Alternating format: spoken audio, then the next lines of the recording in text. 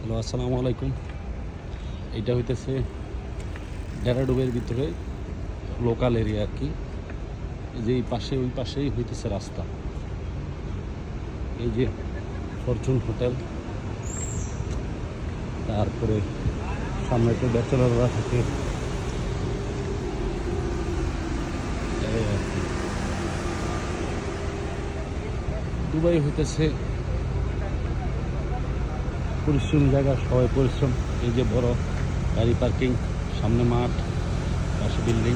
এই যে দেখেন, যেটা বলতেছিলাম, দুবাই হচ্ছে ব্যস্ত জায়গা। সবাই প্রবাসী যারা আছে সবাই সবার কাজ নিয়ে ব্যস্ত থাকে। সপ্তাহে একদিন ছাড়া কেউ সময় পায় না।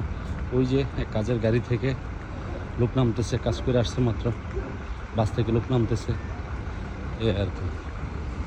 মানে বেশিরভাগই যে যার কাজ নিয়ে ব্যস্ত থাকে। ফ্রেশ হয়ে এখন বাসায় যাবে, ফ্রেশ হয়ে খাবার টাবার পাক করবে, গরম করবে,